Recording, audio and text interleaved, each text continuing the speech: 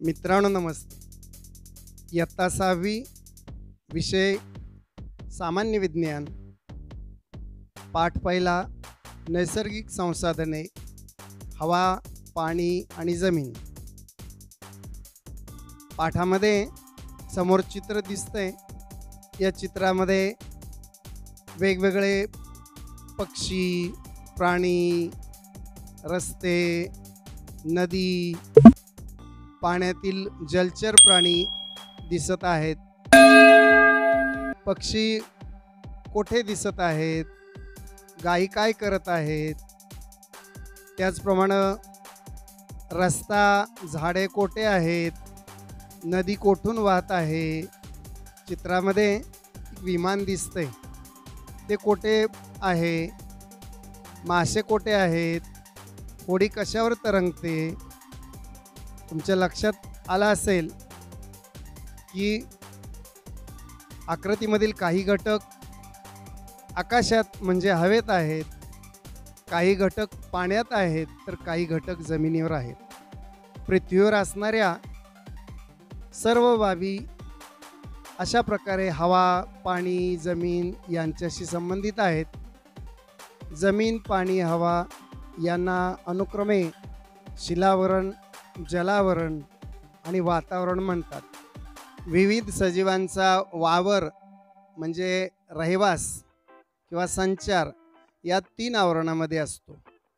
हे सजीव आणि त्यांनी व्यापलेल्या शिलावरण, जलावरण व वातावरणाच्या भागास जीवावरण असे म्हणतात.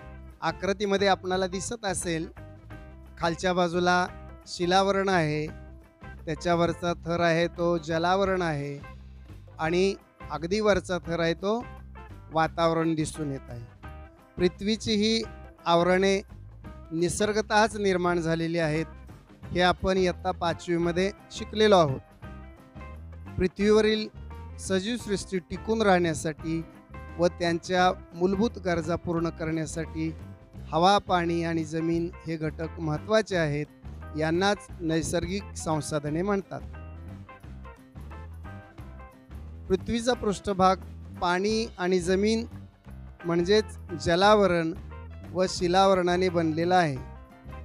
यापैकी जलावरणाचा भाग शिलावरणाच्या तुलनेत जास्त दिसतोय.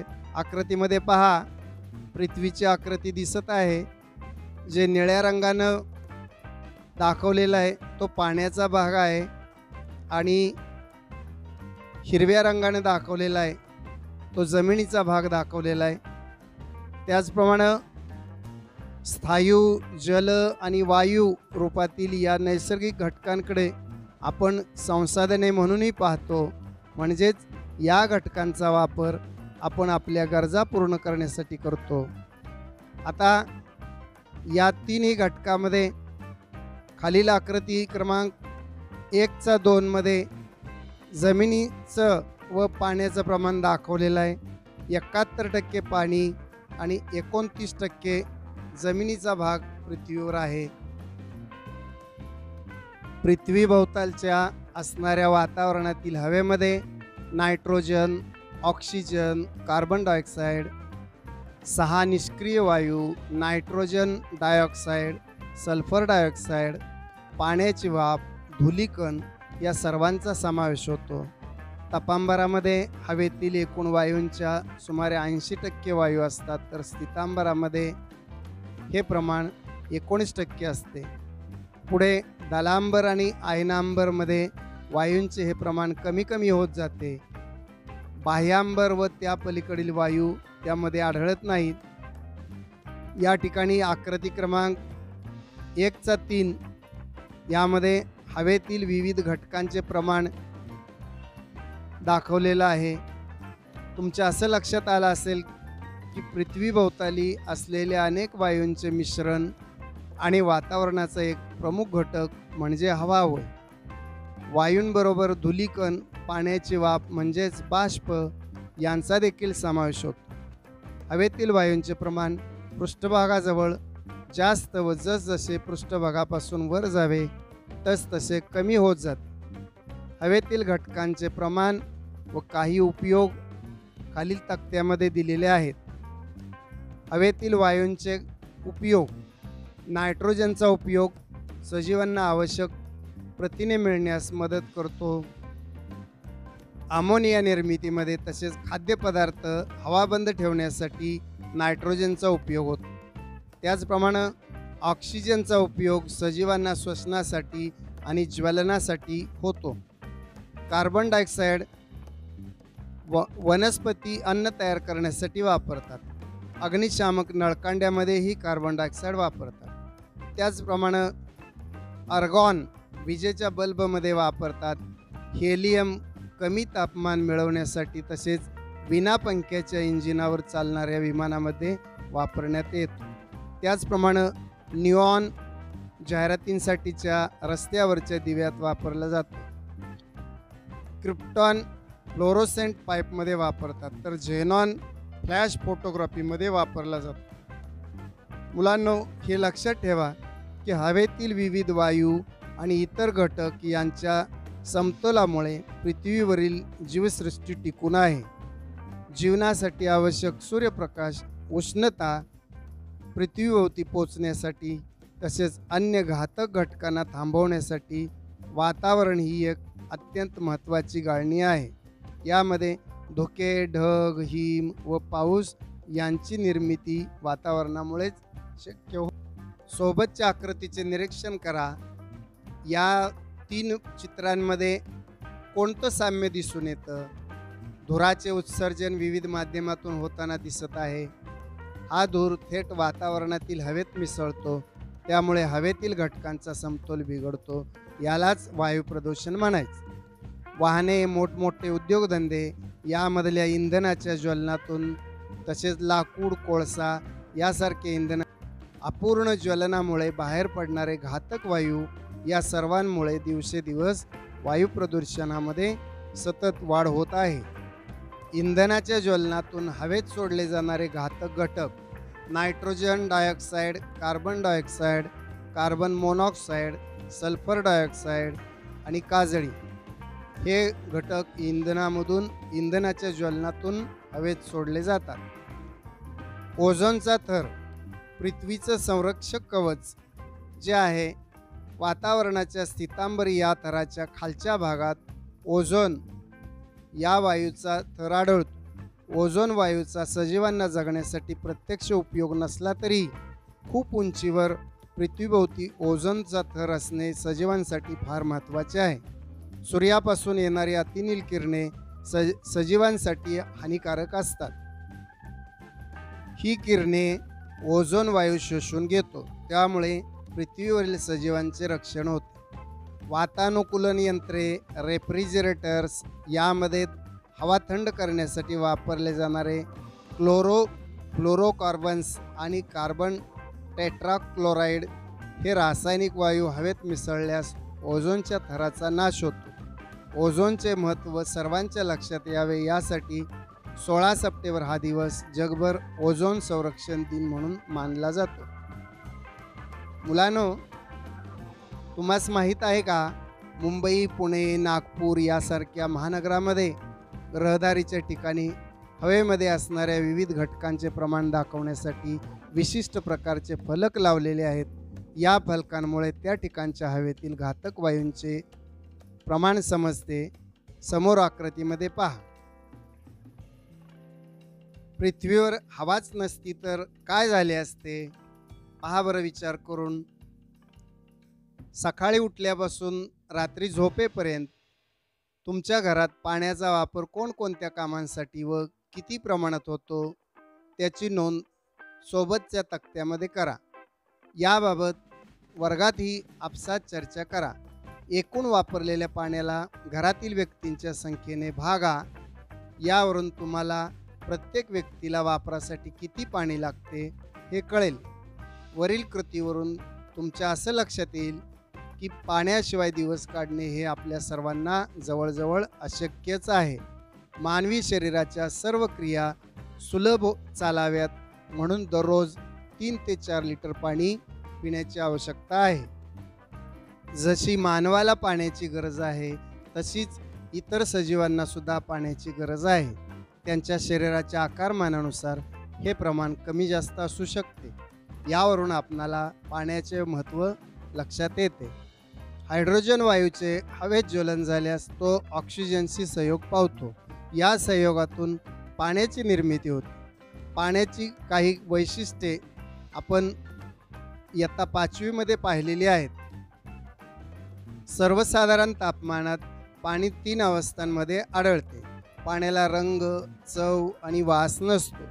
अनेक पदार्थ पाण्यामध्ये सहज विरघळतात, म्हणून पाणी हे वैश्विक विद्रावक आहे. प्राण्यांमधील रक्त, वनस्पतींमधील रसद्रव्ये यामध्ये देखील पाण्याचे प्रमाण सर्वाधिक असते. कोणत्याही सजीवाला पाण्याशिवाय जिवंत राहणे शक्य नाही, म्हणून पाण्याला जीवन असे म्हणतात. खालील आकृतीचे निरीक्षण करा व चर्चा करा. आकृती क्रमांक 1.5 पृथ्वीवरील पाण्याचे वितरण. बर्फस्वरूप भूगर्भातील व इतर पाणी आणि पिण्यासाठी उपलब्ध पाणी. चित्र पाहिला असता समुद्र किंवा महासागर यामध्ये 97% पाणी आहे, तर पिण्यासाठी योग्य पाणी अत्यंत कमी स्वरूपात आहे. 97% पाणी समुद्र व महासागरामध्ये आहे, तर बर्फस्वरूप व भूगर्भातील पाणी 2.7% आहे. तर पिण्यासाठी उपलब्ध पाणी हे 0.3% आहे. म्हणून पृथ्वीवरील सर्व पाणी आपण वापरू शकत नाही, कारण समुद्रातील पाणी खारट आहे, काही पाणी गोठलेल्या अवस्थेत आहे, अत्यल्प पाणी पिण्यासाठी उपलब्ध आहे, तरीसुद्धा ते सजीवांना पुरेसं आहे. समोरील आकृतीचे निरीक्षण करा, चित्राचे निरीक्षण करा. पाण्याचा वापर कोणकोणत्या कारणांसाठी केला जातो? पशु पक्षी वरीलप्रमाणे पाण्याचा वापर करतात का? जसे माणसं करतात तसं आपण मोठ्या प्रमाणावर पाण्याचा वापर करतो.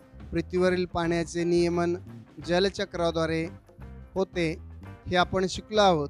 जलचक्राला बाष्प पुरवण्याचे मोठे काम महासागराकडून होत असते. त्यापासून पाऊस पडून जमिनीवर गोड्या पाण्याचे स्रोत निर्माण होतात. पाणी मिळवण्यासाठी नदी, ओढे, छोटी तळी, झरे, सरोवरे हे जमिनीवरील नैसर्गिक स्रोत आपण वापरतोच. त्याशिवाय मानव कूपनलिका, विहिरी खोदून भूगर्भातील पाण्याचा उपसा करत असतो. यासोबतच मानवाने नद्यांवर बंधारे बांधलेत, लहान मोठी धरणे बांधलेत. वाढती लोकसंख्या, उद्योग, शेती यासाठी पाण्याचा अनिर्बंध वापर होत असल्यामुळे आता हे पाणी कमी पडू लागले आहे. त्यामुळे पाणी टंचाई ही गंभीर समस्या निर्माण झाली आहे. हे लक्षात ठेवा. पाण्याचा वापर काटकसरीने करा. पाणी अडवा, पाणी जिरवा. जिथे शक्य आहे तिथे पाणी साठवा. पाण्याचा शक्य तिथे पुनर्वापर करा, कारण साठवलेले पाणी लगेच शिळे होत नाही. मित्रांनो, सांगा पाहू, जमीन कशाची बनली आहे? जमीन सर्वत्र सपाट आहे का? तुम्हाला जमिनीवर काय काय दिसते? मानव जमीन निर्माण करतो का? मानवाने जमिनीवर काय काय निर्माण केले आहे? जमिनीत खोल खड्डा खणला तर तुम्हाला त्यात काय आढळते? तुमच्या असं लक्षात येईल की जमीन आपल्याला दगड, माती, मोठे खडक या स्वरूपात दिसते. ती सर्वत्र सपाट नसते. जमीन कधी डोंगराळ तर कधी सपाट अशा रूपात आपणास दिसते. मानवासह सर्व भूचर प्राणी जमिनीवर राहतात. काही भूचर निवाऱ्यासाठी जमिनीत बिळे करून राहतात. याचा अर्थ ते जमिनीचा वापर त्यांची गरज पूर्ण करण्यासाठी करतात. आपणही जमिनीचा वापर शेती, निवासासाठी, रस्ते यासाठी करत असतो. जमिनीवर असलेल्या वनातील वनस्पती व प्राण्यांचा देखील आपण उपयोग करत असतो. जमिनीत मिळणारी खनिजे, खनिज तेले, भूगर्भीय वायू आपल्यासाठी अत्यंत महत्त्वाचे आहेत. याचा अर्थ जमीन हे एक महत्त्वाचे संसाधन आहे. ही जमीन नक्की कशापासून बनली आहे ते आपण पाहूया. समोरील आकृतीमध्ये या आकृतीचं निरीक्षण करा. बाटलीतील मिश्रणाचे थर. पहा, मोठे दगड, बारीक दगड, वाळू, माती, पालापाचोळा. बाटली पारदर्शक आहे. मुठभर माती, थोडे दगड, वाळू, पालापाचोळा आणि पाणी घ्या. बाटलीचा निमुळता असलेला भाग, वरचा भाग कापा. खालच्या भागात उरलेले साहित्य आकृतीत दिसते त्याप्रमाणे टाका. त्यानंतर हे मिश्रण भरपूर ढवळून घ्या व त्याचे दुसऱ्या दिवशी निरीक्षण करा. बाटलीतील मिश्रण कसे दिसते आहे, त्यात थर आढळतात काय, वरपासून खालपर्यंत या थरांमध्ये काय काय दिसत आहे. पृथ्वीवरील जमीन देखील याचप्रमाणे आपल्याला पाहावयास मिळते. तुमच्या जवळपास जर पाईपलाईन टाकायचे काम चालले असेल तर त्यासाठी खणलेल्या खड्ड्याचे निरीक्षण करा. सोबतच्या आकृतीमध्ये यामध्ये परिपक्व मृदा असलेल्या जमिनीत सर्वात वरचा थर हा वनस्पती व प्राण्यांच्या अवशेषांच्या कुजण्याने निर्माण होतो. यालाच कुथित मृदा असे म्हणतात. हा थर शक्यतो दाट जंगलामध्ये आढळतो. त्याखालील जमीन वाळू, माती, बारीक खडे, कृमिकीटकांयुक्त असते. या मातीच्या थराला मृदा म्हणतात. त्याखालील जमिनीत माती व मूळ खडकाचे तुकडे आढळतात. ही मृदा अपरिपक्व असते. त्यामुळे आणखी खाली मातीचे प्रमाण कमी होऊन खडकांचे प्रमाण वाढत जाते. हे थर मूळ खडकापासून बनलेले असतात. मातीमध्ये आढळणारे मुख्य खनिज हे खडकामधूनच येत असतात. म्हणूनच प्रदेशनिहाय माती वेगवेगळी असते. तिचा रंग, तिचा पोत या दोन्ही बाबी मूळ खडकानुसार ठरतात. जमिनीच्या थराचे चित्र या ठिकाणी वनस्पती लावलेली आहे आणि जमिनीचे थर कोणकोणते आहेत हे चित्राचं निरीक्षण करा. मृदा तयार होण्याची क्रिया म्हणजे माती तयार होण्याची क्रिया कशी होते पहा. जमिनीवरील मृदा ही नैसर्गिक प्रक्रियेमधून निर्माण होते. मूळ खडकाच्या अपक्षयातून मृदेसाठी अजैविक घटकांचा पुरवठा होतो. ऊन, वारा व पाऊस यापासून निर्माण होणाऱ्या उष्णता, थंडी व पाण्यामुळे मूळ खडकांचे तुकडे होतात. त्यापासून खडे, वाळू, माती तयार होते. या घटकांमध्ये सूक्ष्मजीव, कृमी, कीटक आढळतात. उंदीर, घुशींसारखे कृदंत प्राणीही आढळतात. तसेच जमिनीवरील झाडांची मुळे देखील खडकांच्या अपक्षयास मदत करतात. मृदा निर्मितीची प्रक्रिया अत्यंत मंद व संत गतीनं सतत सुरू असते. परिपक्व मृदेचा 2.5 सेंटीमीटर चा थर तयार होण्यासाठी सुमारे 1000 वर्षे लागतात. पूरस्थिती, वादळी वारे आणि मानवाच्या खाणकामासारख्या कृतीमुळे मृदा अल्पावधीत नष्ट होऊ लागते. म्हणूनच मृदा संधारण करणे, जमिनीची धूप थांबवणे आवश्यक असते.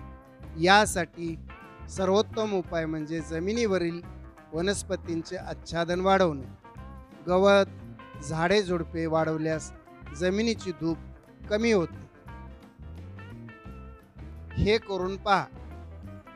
तुमच्या परिसरातील वेगवेगळी ठिकाणे जसे अंगण, बाग, डोंगर, नदीकाठ, ओढाकाठ, शेती, खडकाळ जमीन येथील मृदेचे नमुने मिळवून त्यातील फरक, रंग, स्पर्श, कणांचा आकार या मुद्द्यांच्या आधारे निरीक्षण करून नोंदवा. मुलांनो, तुम्हास हे माहीत आहे का, मृत वनस्पती व प्राणी यांचे सूक्ष्मजीवामार्फत विघटन होऊन म्हणजेच ते कुजून मृदेवर जो थर तयार होतो त्यालाच कुथित मृदा किंवा ह्युमस म्हणतात. कुथित मृदा जमिनीला पोषक घटक पुरवण्याचे काम करते. तसेच हवा खेळती ठेवणे, मातीत पाणी धरून ठेवणे या कामी देखील कुथित मृदा महत्त्वाची आहे. चांगल्या सुपीक मृदेमध्ये उत्थित मृदेचे प्रमाण सुमारे 33 ते 50% असते. एकेकाळी पृथ्वीवर घडलेल्या उलथापालथीमुळे जमिनीवरील जंगले भूगर्भात गाडली गेली. त्यानंतर सजीवांच्या मृत अवशेषापासून जीवाश्म इंधन बनण्याची प्रक्रिया भूगर्भात घडून आली. खनिज तेल या जीवाश्म इंधनापासूनच आपल्याला पेट्रोल, डिझेल, रॉकेल, केरोसिन, पॅराफिन ही इंधने तसेच डांबर, मेण यासारखे उपयुक्त पदार्थ मिळतात. पृथ्वीवरील जमीन, पाणी आणि हवा यांचा वापर सजीव करतात. या घटकांचा मानव देखील संसाधन म्हणून वापर करतो. या संसाधनांच्या प्रत्यक्ष वापरल्या जाणाऱ्या घटकांचा विचार केला तर ते संपूर्ण पृथ्वीच्या तुलनेत अत्यंत कमी आहे. कोण काय करते? भारतीय उपखंडाच्या हवामान अभ्यास करण्यासाठी भारतीय हवामानशास्त्र संस्था 1875 साली स्थापन करण्यात आली. ही संस्था हवामानाचे निरीक्षण करून हवामानविषयक अंदाज वर्तवण्याचे काम करते. शिवाय हवामान बदलाविषयीचे संशोधन, पर्जन्याचे अंदाज, जागतिक तापमानवाढीबाबतचे निरीक्षण इत्यादी कामे या संस्थेमार्फत केली जातात. मुलांनो, आपण काय शिकलो? सजीवांच्या मूलभूत गरजा भागवणारे व निसर्गातून मिळणारे घटक म्हणजेच नैसर्गिक संसाधने होय. हवा, पाणी व जमीन ही महत्त्वाची नैसर्गिक संसाधने आहेत. जमीन आणि मृदा एकच नसून त्यात फरक आहे. मृदेमध्ये जैविक व अजैविक घटक असतात. हवेमध्ये नायट्रोजन, ऑक्सिजन, कार्बन डायऑक्साईड, निष्क्रिय वायू, बाष्प व धूलिकण असे अनेक घटक असतात. ओझोनचा थर पृथ्वीचे संरक्षक कवच आहे. नैसर्गिक संसाधने काळजीपूर्वक व काटकसरीने वापरावीत.